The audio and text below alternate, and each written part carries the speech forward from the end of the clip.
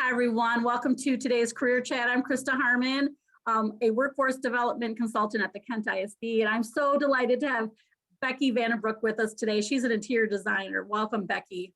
Thank you. So as we do these, Becky, young people love to hear where our role models were in high school because so many young people have a lot of pressure on them to get it all figured out, and there's sometimes some confusion. So take us back to when you were a high school student, Becky. What were you thinking you'd grow up to be? I had no idea. I changed my major probably about 5 different times. I started out at JC, which is now CC, and really just stayed there until I kind of figure out what way I wanted to go. I was interested in the arts, theater. I started out as an interior design major and then did a whole 180 and ended up doing medicine. So I would say I'm more honestly entrepreneurial. So, I just like to learn everything that I can, and interior design has always been one of my passions. And so now I've 180'd back to that and left medicine. Yeah, and I think that there's probably young people watching this, Becky, that understand that because they have so many interests and sometimes it's hard to focus in on one. What do you remember about medicine that caused you to pivot? So my mom had breast cancer. My screen's moving here. So part of that was just trying to learn more about disease and, sickness. And if my parents or if any of my family or friends got ill, just trying to understand that better and just treatments. And so that's really what led me down actually into physician assistant studies at Grand Valley. And I did that for probably, I'd say 12, 15 years. Left in 2018, so pre-COVID. And my husband and I launched our design and build company in 2020. So he has his general contractor's license. And then I do all of the design work for our custom homes. So what you're saying is that you actually became a PA. I did. So Yep. It wasn't that you just changed your interest, you actually pursued that education and did it for 15 years. Wow. I did. Yeah. And now I'm back to one of my original choices of interior design. So I love that. Go figure. Well, staying back at the high school level a little bit, you mentioned that you were kind of into theater and arts, and I know there's young people who are creatives who are watching this, and I guess I'd like you to affirm that special ability. What were you kind of doing in high school that you were fostering that natural talent that you had at the time? I was doing a lot of dance classes. That was mainly it. I mean, I was always interested in theater, liked art, and just and I liked science too. So, I mean, biology, microbiology, all that stuff. But yeah, I mean, I feel like when you're in high school, you're so young, you don't really know exactly what you want to do. And that's where I felt like community college is a great stepping stone from high school because it gives, students an opportunity to figure out, what do you want to do? And I took a lot of my prerequisites there. So I got those all out of the way before heading out to Grand Valley. And I think what's so important for young people to hear, and even their school counselors that are on this Zoom today, is that you can pivot, you can change the decisions you're making as an 18, 19, 20-year-old. You don't have to stick with the rest of your life. What would you like to say about that? I totally agree. Yeah, I mean, and I've had lots of different interests, so I've pursued those along the way. And I feel like you can do obviously more than one thing if you want to do it. And yeah, it's just hard when you're that young to kind of figure it all out. So I would just encourage people not to get stressed out about it and just kind of try to find something that they are passionate about. And not everybody's passionate about school. I mean, and I try to advocate for more of the young kids to go into the trades, especially with construction. There is a shortage of trades and labor. And so I feel like that's a really good route for kids to pursue a career in the trades, not go into financial debt with, going to a 4-year college, come out of a trade school or a trade program and boots on the ground, working and making decent money and not having all that debt over their head. Yes, we'll definitely come back to that a little bit with your design and build company. I'm wondering if those 15 years when you were working as a physician's assistant, were you spending time, your house is still beautiful, were people, your friends and family asking for support on their decorating? Tell us about where those natural talents were still shining, even though you were in medicine. Yeah, well, I started out, my dad was a builder developer. So I was always growing up on a construction site, job site. When I was a little bit older, I'd start pulling, kitchen cabinets, countertops. He built a bunch of spec houses. So I was doing that. And then while I was in medicine and doing PA studies, my husband and I built our last 2 houses together. And then I would always help, family, friends, whoever.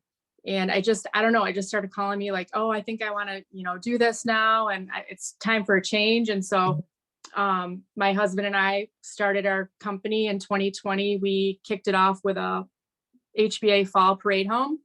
And then we actually live in it right now. If you go to our website, you'll see it on there.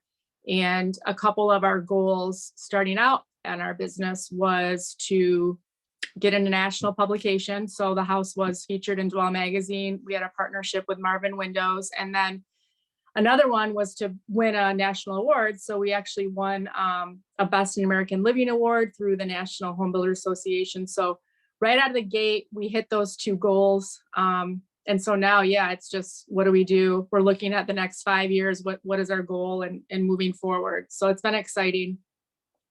Did you start this business pre-COVID or right after COVID hit then in 2020? We started it literally, our fall parade was October of 2020, and we started building this house winter of 2019. So right before COVID hit.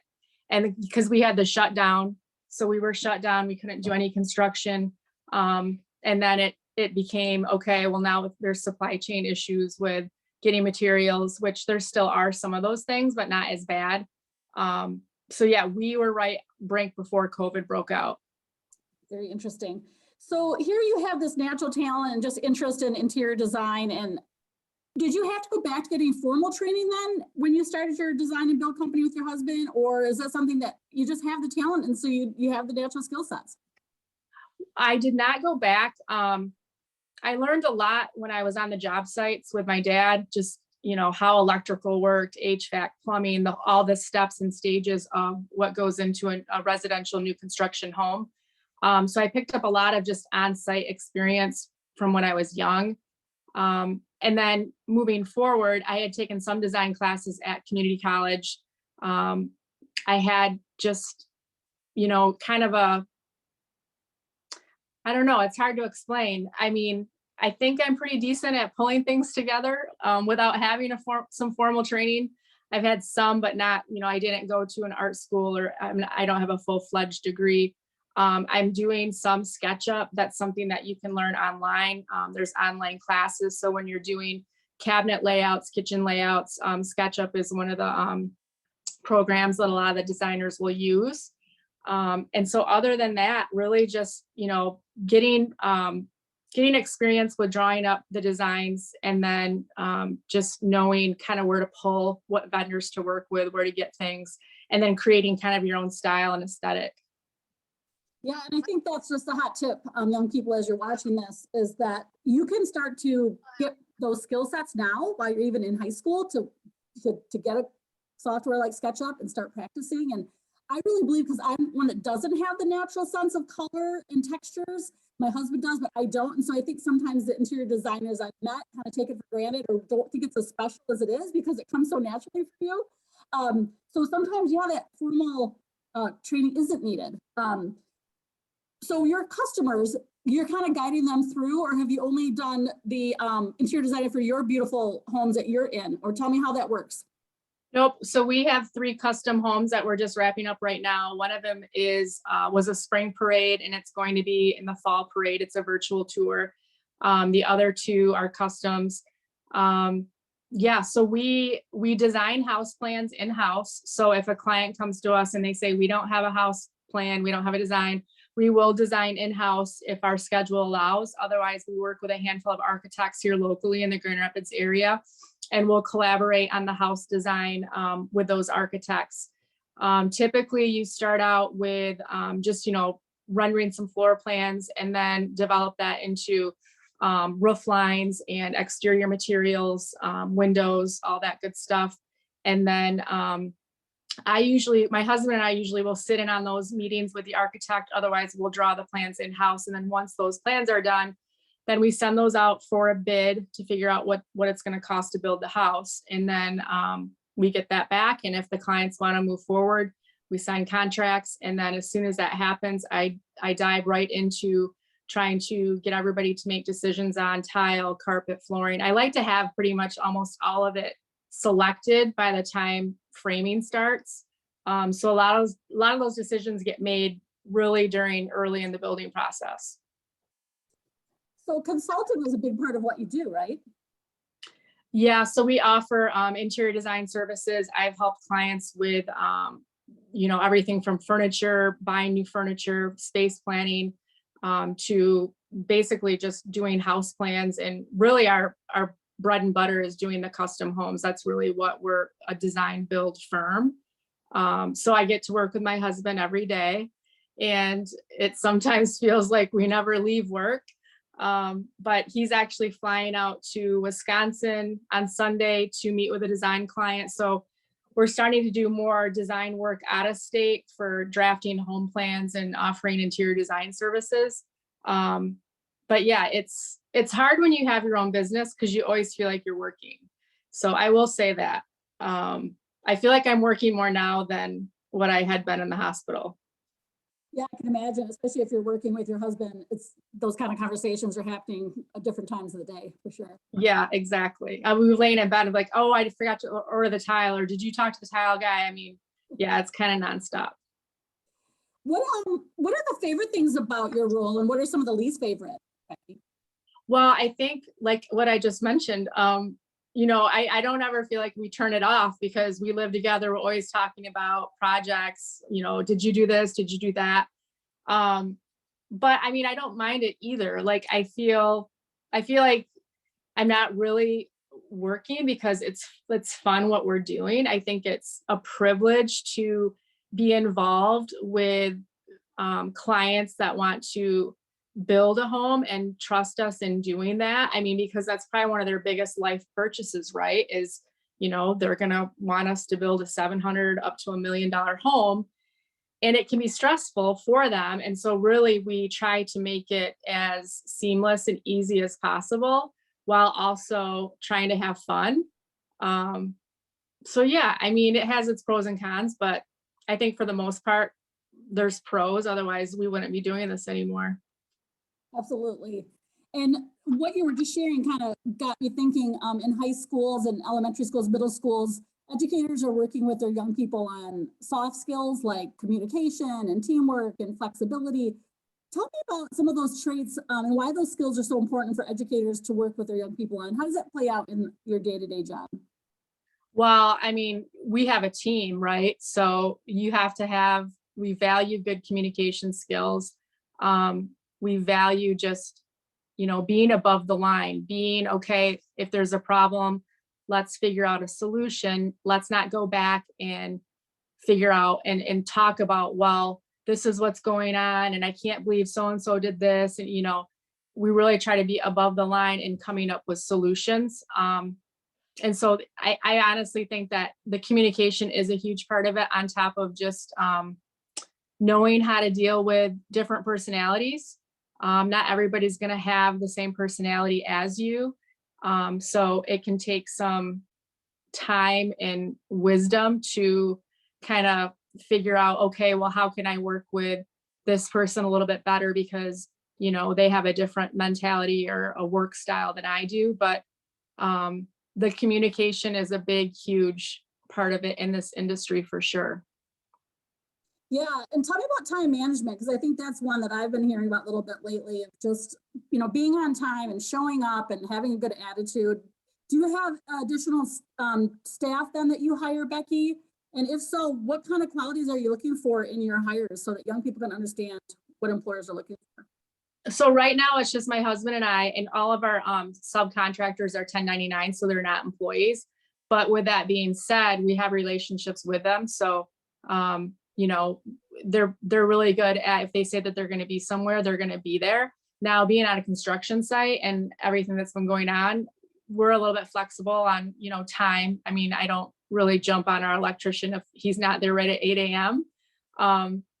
So, but yeah, I mean, I always tell, we have an 8-year-old daughter, and I always tell her, if you're there on time, you're late. That's kind of been my thing. So I always say, get somewhere at least 10 minutes before, because if you're pulling in on time, you're technically late. So I'm a big stickler for that. For young people that are watching this that think interior design might be something they like, Becky, can you help young people understand kind of the scope of that? In addition to custom homes like you have, that there's commercial interior design, just help them understand really where you could take your skills if you didn't have your own company. So really residential, commercial, commercial obviously being, you know, doing hotels, doing any type of commercial building. Residential, which is what we do. Yeah, the sky's the limit. I mean, we offer, so some design firms will just offer interior design services, whereas we develop a whole house plan and do everything in-house. So there's definitely different avenues that you can go for interior design. I know quite a few people with all of the home shows that are out there are doing a lot of flips. They're kind of just learning on site, trying to figure out, okay, let's buy this cheap house, let's flip it, make some cash. So I definitely feel like, you know, there's that whole investor part of it too. Being a designer and just even having your general contractor's license, it kind of gives you a lot of different avenues to go down, especially when it comes to wanting to buy properties and flip them or invest in them and have multifamily rentals. There's a lot of knowledge, and you can take it to different places depending on what you want to do. So you're recommending that in addition to maybe getting some specific schooling for interior design, which again, maybe you don't have to have, if you have a portfolio that you can demonstrate what you've been doing, you recommend a general contractor's license? I think that it's always good. I mean, with interior design, you definitely have to understand a job site. I don't think that you need to get your GC license. But with that being said, you will need some training and schooling if you're not familiar with the whole build process. Because as a designer, I'm looking at every little thing as far as, okay, electrical outlet light placement. And is that going to fall in an odd space where maybe a vanity is going, or it's going to be offset based on where the cabinets are going? And so there's a lot of thought that goes into it during the framing stage, right down to where is the heating duct going to go? And is it going to go off center of a window? We want to center it. So just really nitty gritty things like that. It's not just like picking out the fun stuff. Right. And if somebody does want the fun stuff, then they might consider being an interior designer at a tile place or a cabinet place, right? Where you can be an expert in part of those different pieces and parts that put it together, even your beautiful staircase I'm looking at. Yep, exactly. They can go anywhere. Those showrooms, they're always looking for people to hire. And so when you look back as a high school student, Becky, and maybe, you know, you had that interest back then, what would you like to recommend to young people who have that interest as a high schooler? What they could be doing now to kind of develop it, or things to be involved with while they're in high school?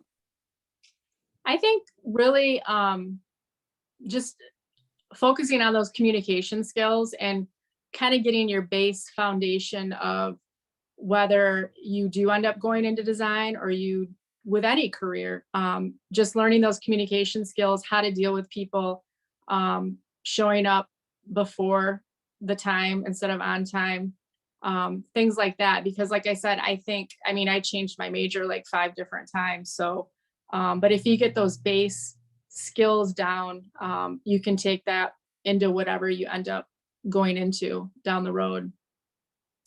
Yeah, absolutely. And, you know, if you got to have a part-time job in high school, why not pursue it at some place that does have a piece of this design world, right? For young people, think about that. I mean, you can work part-time in a tile center as much as you can at a different customer service opportunity for sure.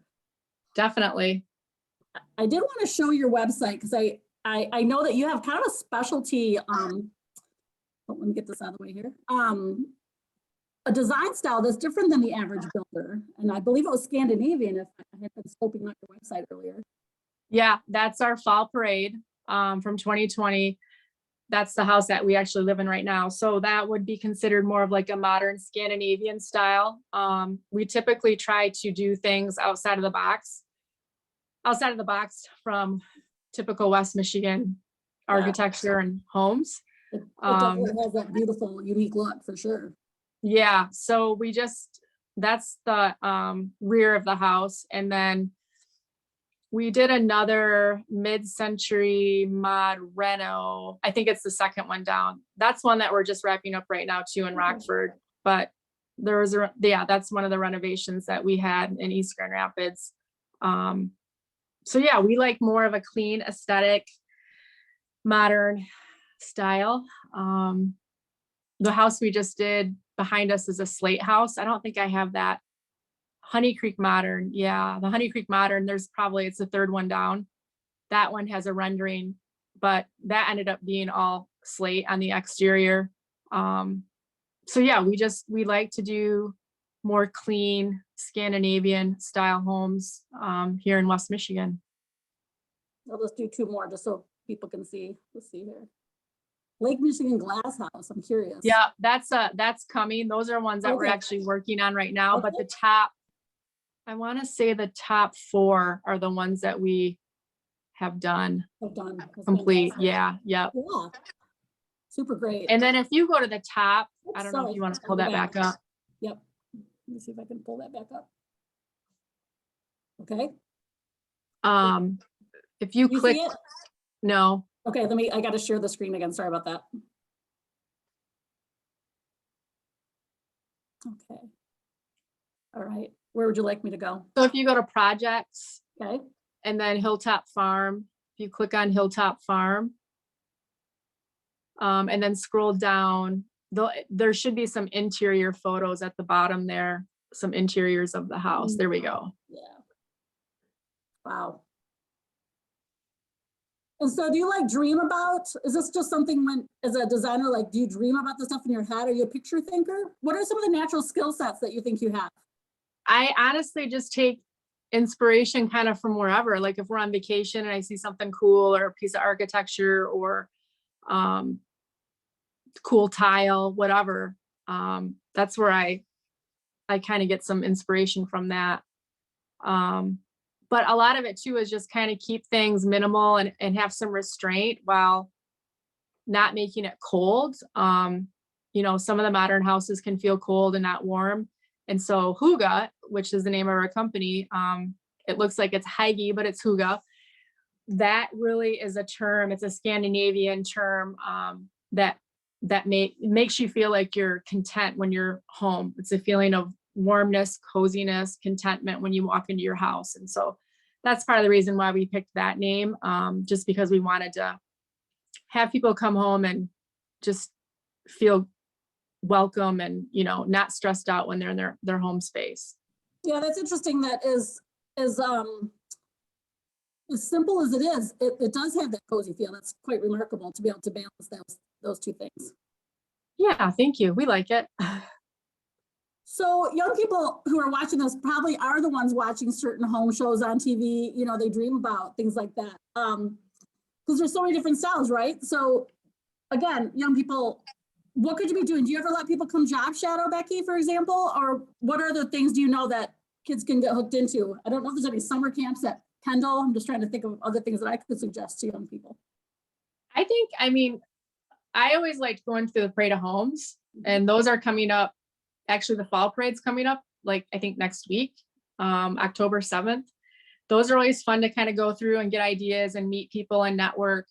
I'm not sure if Kendall has a school because I didn't go there. But that's what I like doing. I liked going to the parades. We haven't had any job shadows or interns. That's not to say that we wouldn't entertain it.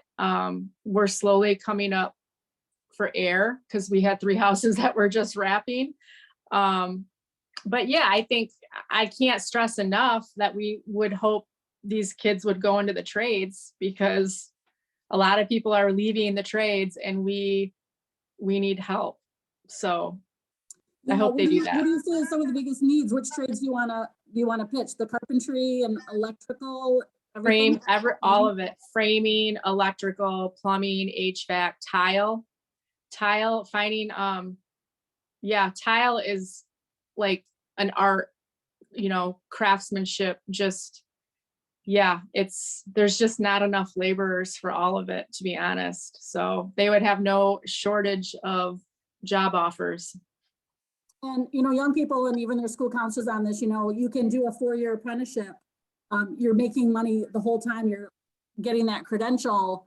And then you can still go off to college if you want to specialize in some area that needed a college degree. But yes, you can be in it, learning the building trades, as Becky was suggesting. And it doesn't mean that's the end if you start in tile, and then you can become the designer later. But you're learning all the practical stuff. I love that. And I love the Parade of Homes, because a lot of young people may not know about the Parade of Homes. So that's in Grand Rapids, where these beautiful homes are opened up for people to pay a fee. Usually goes to charity, and you can walk through it. I love your suggestion of talking to people, networking, finding out where they went to school, what they're looking for in their future employees, all that stuff. Yeah, I mean, the Parade of Homes has always been fun. The spring Parade of Home is typically bigger than the fall, but the fall parade, I think, coming up still has a good amount that they could go and see. So. Well, our time's up. We have about a minute left, Becky, so you get to give your final word of wisdom here. What is my final? That's hard. Besides going to the trades. Go into the trades. I mean, learn some basic life skills, and that'll take you into whatever endeavor you want to go into and serve you well. That's great. Well, I appreciate you sharing your story today and helping young people understand that there's just not one career that we have to commit to at the very beginning, that you made this huge shift of a physician's assistant to an interior designer, but those core pieces were always there. I love that. So listen to yourselves, young people, and the adults around them, encourage them. So thank you for your time today. You're welcome.